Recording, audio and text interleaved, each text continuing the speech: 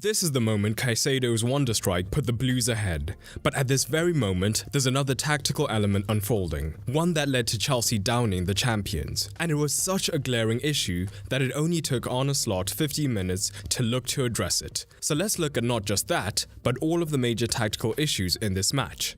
When Chelsea were building up from deep, Liverpool ended up defending in an extremely lopsided 4-4-2. Gakpo would drop deep, while the rest of the midfield would roughly be man-to-man with Chelsea's, with the goal being to stop easy progression through the centre. And because Caicedo was deeper than Gusto and Fernandes, it could at times early on be pretty easy to stop the build-up, with Szoboszlai trying to stay touch-tight to Caicedo. Naturally, it was Fernandes rather than Gusto who would look to be the secondary pivot and try and assist Caicedo, but it looked like it would be a pretty straightforward evening for the Liverpool midfield, as they could simply drop with the man and remain man-to-man. And when looking at Chelsea's attacking sides, you could be forgiven for thinking that Liverpool was successful in stopping the central play. But the reality is they were walking straight into Chelsea's traps, particularly down that left-hand side. And that's because in the lopsided 4-4-2, it was Salah's job to join Isak in the press, so that they could effectively apply man-to-man pressure, forcing them backwards or long, where the Liverpool Twin Towers would probably come out on top aerially. Salah had to ensure he was cutting out the direct pass into Cucurella to ensure the left-back was in his cover shadow. If this shape was successful, not only would it allow their man-to-man press, it also meant that the aging Salah wouldn't have as much tracking back to do.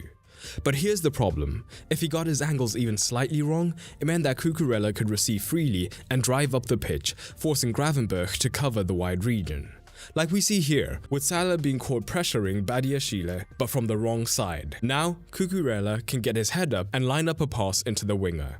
But even when Salah had his angle perfect, it was still pretty easy for Chelsea to take advantage of this with a simple wall pass. Enzo increasingly would drop, knowing that Gravenberch would follow him, and despite the pressure, all it took was one touch from Enzo to find Cucurella in space, and Salah would not track back for the most part, meaning that suddenly the right back would find themselves 2 versus 1 down, with Gravenberch having to cover across, meaning that they now have a man less in the midfield.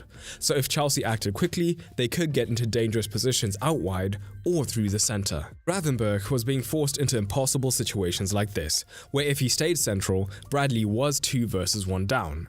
But when he went across to cover, the extra Chelsea midfielder in Enzo could get his cross in essentially unchallenged. Even when Caicedo strikes, we can see that Chelsea are now being even more aggressive and looking to take advantage of the Liverpool press, as we see Enzo dropping even more aggressively and Cucurella moving between the lines. And again, the 2 versus 1 situation means that if Caicedo hadn't produced such a stunning finish, he would have had the option to find Garnacho, who was completely unmarked. Gravenberch knew that the situation was unsustainable, and in the 17th minute, after another Chelsea man gets a free cross, he signals to the touchline that something needs to be done, and Slot looked to change things up.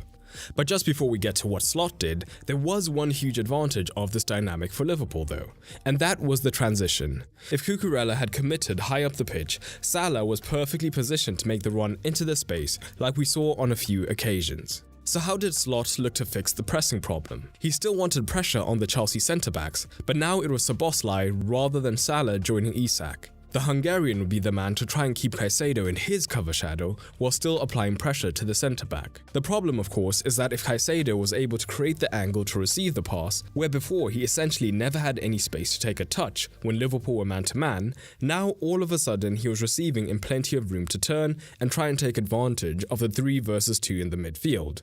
Or the likes of Van Dijk would now be drawn out of position, trying to even up the numbers in the midfield. And the thing is, even when Salah was in this position, he wasn't all of a sudden turning into a defensive monster, meaning that there was still the potential for Bradley to be overloaded 2 versus 1. So Slot once again reverted to having Salah press the centre-back, so that at least they would have absolute solidity in the centre, even moving Szoboszlai to right-back in the second half for his dynamism in dealing with this 2 versus 1. And the left side overload, of course, ended up being essential to the winner, as Cucurella was driving outside of Salah, and the 2 Chelsea men higher up overload the right-back as they drive up the pitch, eventually culminating in the goal. But this was far from a blowout, so what were Liverpool looking to do when they were in possession? Chelsea were committed to defending man-to-man in the midfield, and just like Liverpool, they stopped almost all of the play through the central channels. And much like Liverpool, Chelsea were dependent on a wide man to look to apply the pressure in Garnacho. But there were a couple of key differences.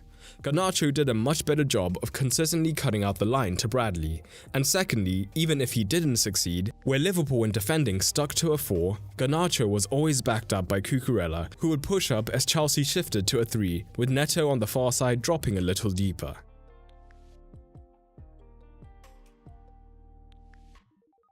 So where Liverpool looked to gain an advantage instead was right through the centre of the park.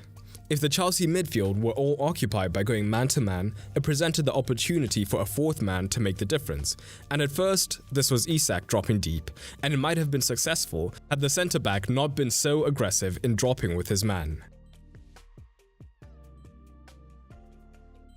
The Reds even looked to tweak this with Isak now moving left and Gakpo being the fourth man, but again, the centre-back did an excellent job of initially tracking the dropping forward and then passing him on as he drifted wide, allowing him to still be aggressive on the actual fourth man. And when Wirtz came on, we saw him introduce some indecision into that aggressive Chelsea man-to-man midfield, as he could drop extremely deep with Caicedo being hesitant to follow, due to that ability for the forward and the wide man to drop into the space created. While at the same time, the opposing movements from the dropping forward and the running midfielder could lead to situations where Liverpool almost took advantage. If you enjoyed this analysis, check out Tactics 12 for free, where over the course of 12 days I will teach you the fundamentals of analysis for absolutely free. Top link in the description. But I want to know, what did you make of this match? Drop it down in the comments below. And if you want to take a closer look at an iconic Liverpool team of the past and one of the most tactically interesting sides in Premier League history, check it out by clicking on screen now.